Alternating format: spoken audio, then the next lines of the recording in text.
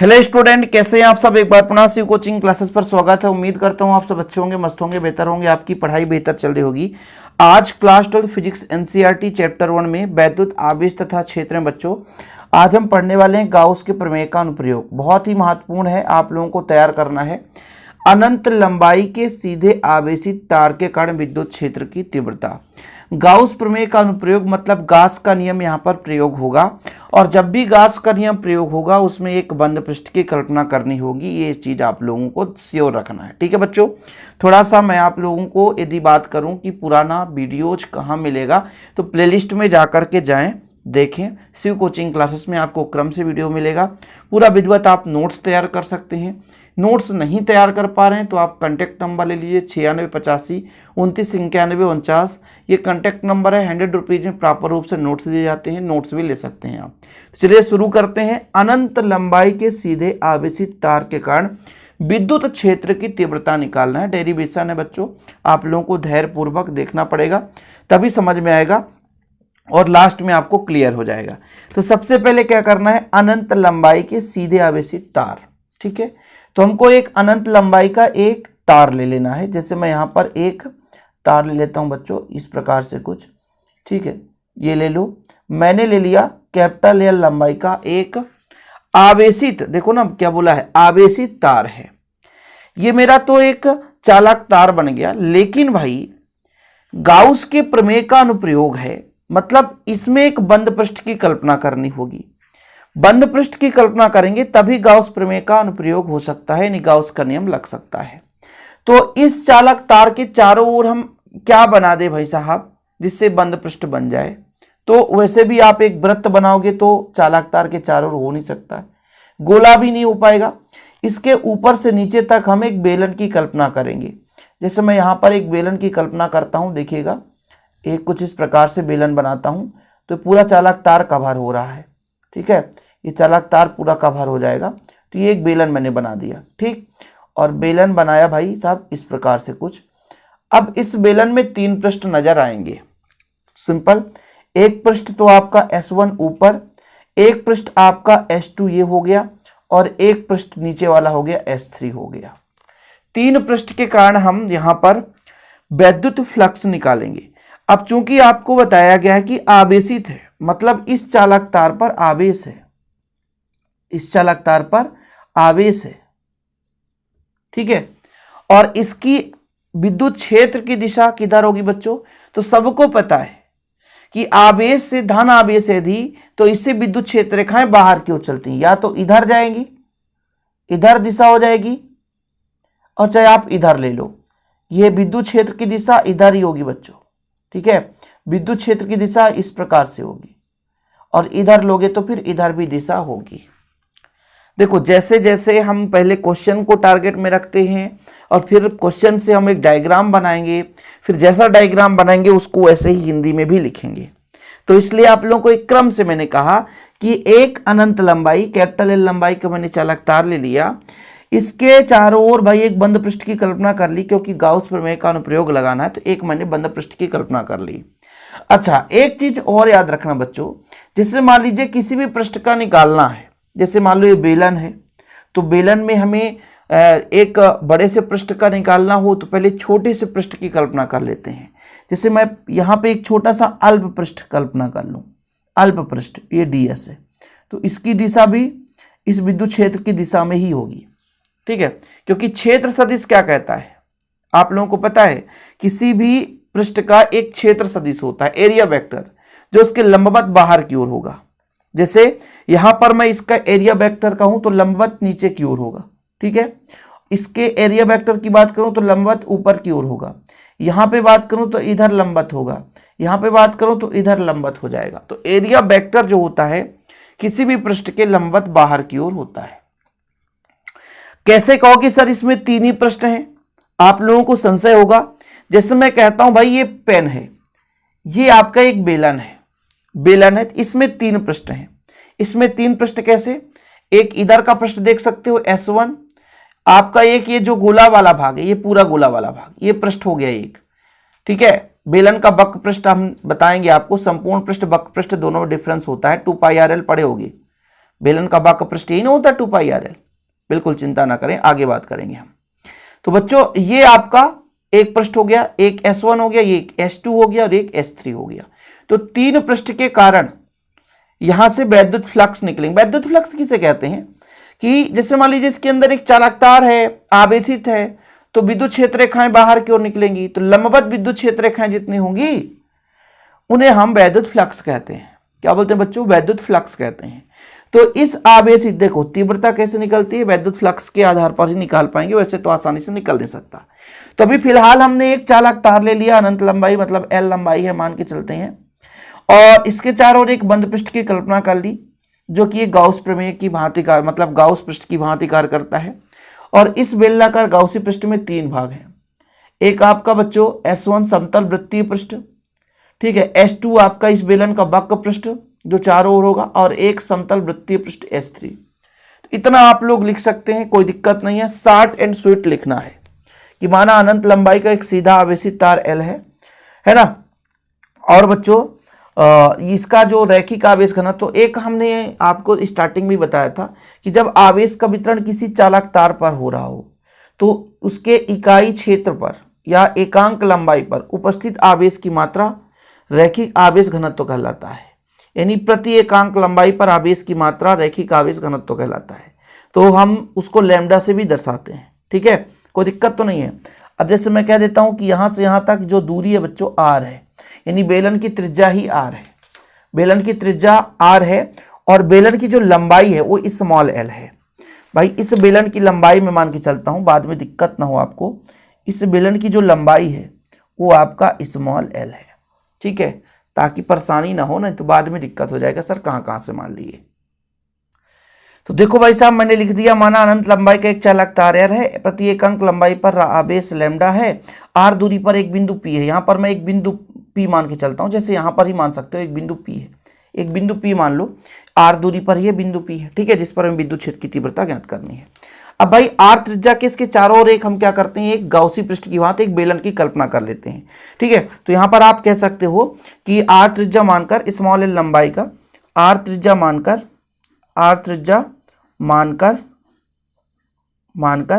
Small l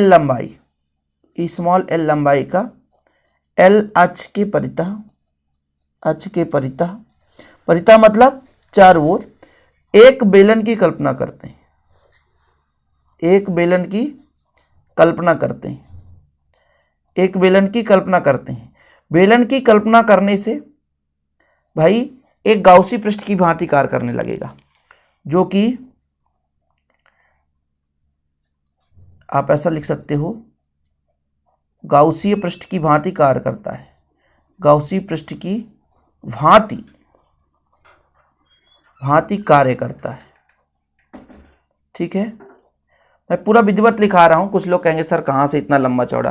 भाई मैंने आपको बताया कि आपका भाई एक अनंत लंबाई का चालक तार L है, प्रति रैखिक आवेश घनत्व यानी लैम्डा है, यानी प्रति एकांक लंबाई पर आवेश लैम्डा है, इससे r दूरी पर एक बिंदु P है जिस पर हम विद्युत क्षेत्र की तीव्रता ज्ञात करनी है। इसके चारों ओर हम क्या करते हैं बच्चों, r त्रिज्या का और L लंबाई का एक बेलन की कल्पना कर लेते हैं, ठीक है।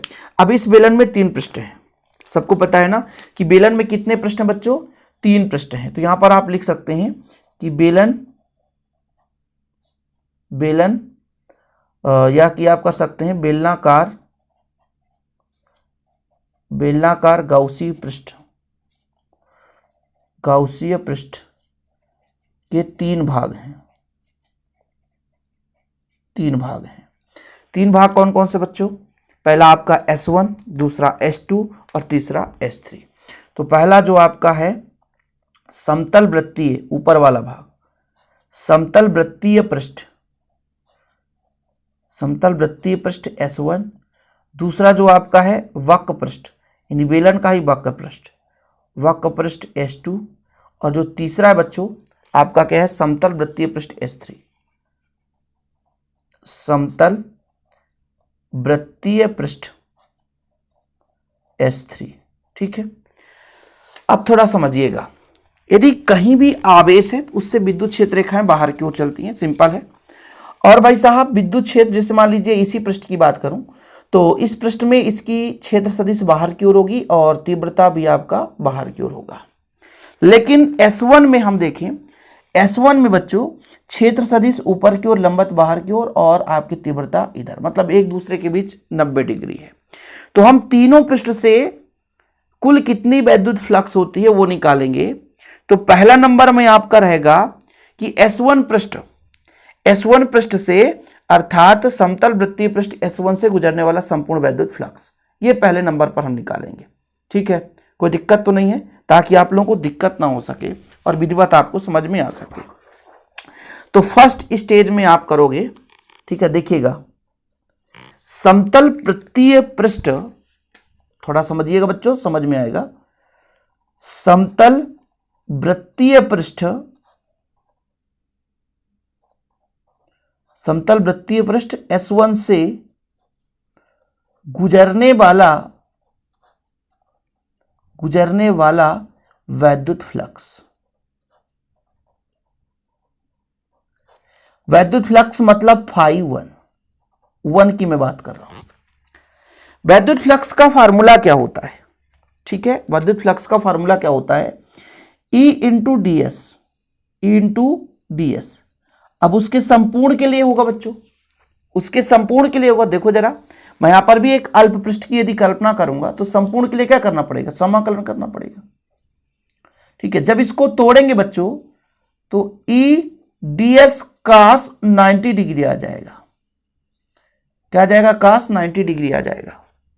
देखो जरा, यहां पे जो क्षेत्र सदिश S1 पर है ऊपर की ओर है और विद्युत क्षेत्र की तीव्रता इस दिशा में, तो कितना डिग्री बन रहा है आप ही बताओ ना। लंबवत बाहर की ओर क्षेत्र सदिश तो 90 डिग्री बन रहा है और cos 90 का मान कितना होता है? 0 होता है। cos 90 का मान कितना होता है? 0। इसलिए φ1 का मान आ गया 0। φ1 का मान आ गया 0, चूंकि cos 90 का मान कितना होता है? 0। ठीक, ये आपका पहला हो गया, समतल वृत्तीय पृष्ठ S1 से गुजरने वाला संपूर्ण वैद्युत फ्लक्स। दूसरा नंबर जो बच्चों आएगा, वेलन के वक्र पृष्ठ, वेलन के वक्र पृष्ठ S2 से गुजरने वाला वैद्युत फ्लक्स।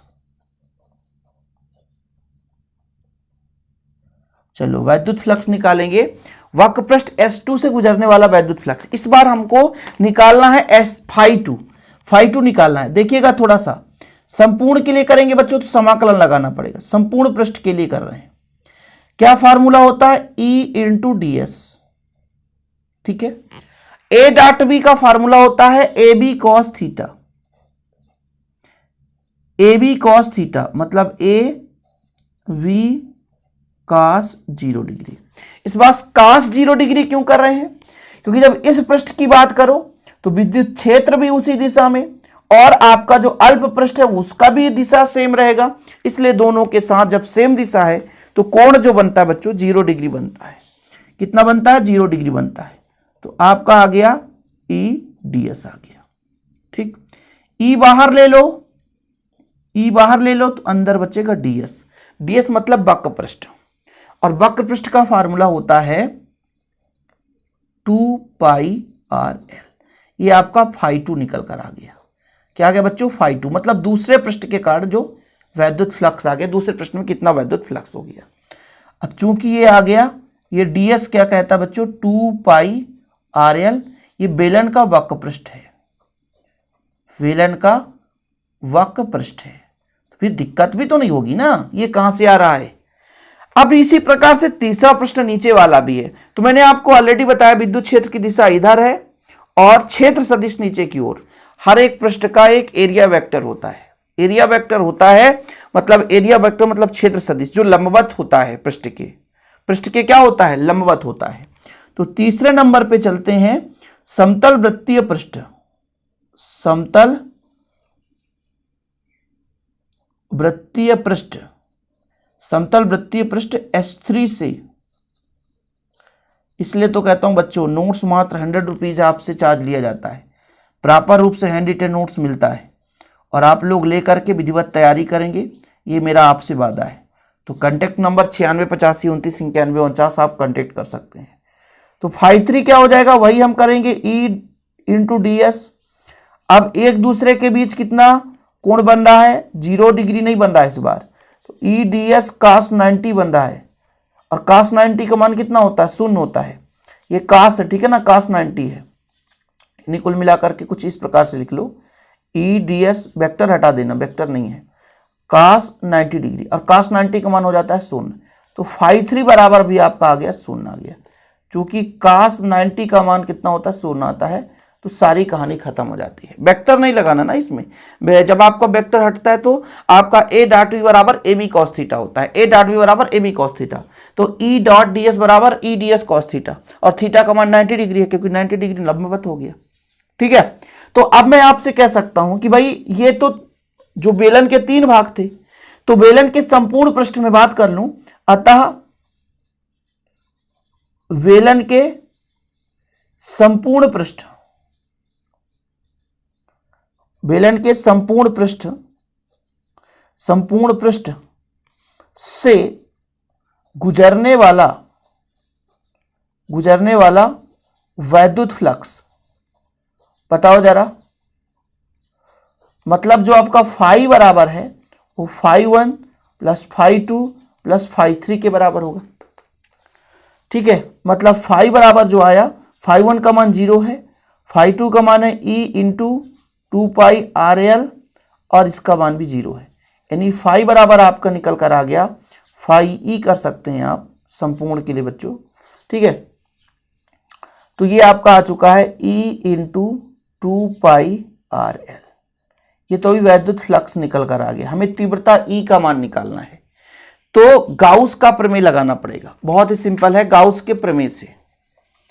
किसके प्रमेय से बच्चों, गाउस के प्रमेय से, ठीक है। तो यहां पर देखिएगा, गाउस के प्रमेय से,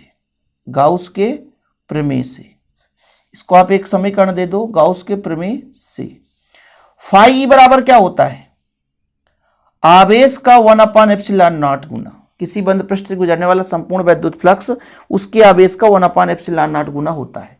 इसको समीकरण 2 दे दो, समीकरण 1 व 2 से, ये भी फाई ई, ये भी फाई ई, तो तुलना कर दो, E इंटू 2πRL बराबर Q/ε0, पक्षांतर तो करना पड़ेगा बच्चों। तो चूंकि आपसे बता दिया जाए कि रैखिक आवेश घनत्व बराबर होता है Q/L, या हम यहां से कर सकते हैं Q बराबर λL, ठीक है। ये आपका एक फार्मूला होता है रैखिक आवेश घनत्व का, कि एकांक लंबाई में जो आवेश है वो आपका रैखिक आवेश का घनत्व कहलाता है। तो इससे हम यहां पर वैल्यू रख सकते हैं E इंटू 2πRL, तो यहां पर हो जाएगा λL/ε0, L से L कैंसिल हो जाएगा अगले स्टेप में, तो आपका E बराबर आ जाएगा λL/2πε0, R है और L है, L से L काट दो, E बराबर निकल कर आ जाएगा बच्चों λ/2πε0 R, ठीक है। यही आपका आ गया है एक अनंत लंबाई के कारण विद्युत क्षेत्र की तीव्रता, एक अनंत लंबाई के कारण विद्युत क्षेत्र की तीव्रता है, ठीक है।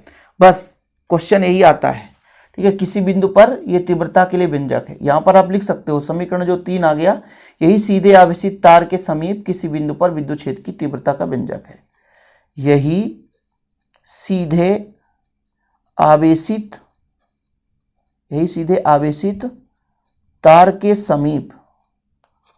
तार के समीप किसी बिंदु पर विद्युत क्षेत्र की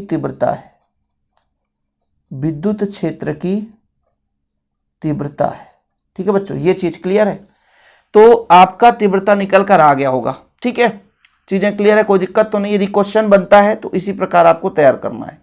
इससे हम कई न्यूमेरिकल सॉल्व करेंगे आगे चलकर, इसलिए आप लोगों को स्टेप बाय स्टेप थ्योरम कराता हूं, व्यंजक कराता हूं, जो आपका थ्योरी पोर्शन होता है वो भी कराता हूं, न्यूमेरिकल क्वेश्चन, आंकिक क्वेश्चन, कहने का मतलब ऑब्जेक्टिव भी, सब कुछ पूरा कंप्लीट कराता हूं। आप प्लेलिस्ट विजिट कर लें, पूरे क्वेश्चन देखते चलें, तैयारी करते चलें, निरंतर आपके लिए मेहनत करते हैं और आप भी मेहनत करते चलें। आज के लिए फिलहाल इतना ही बच्चों, जय हिंद, वंदे मातरम।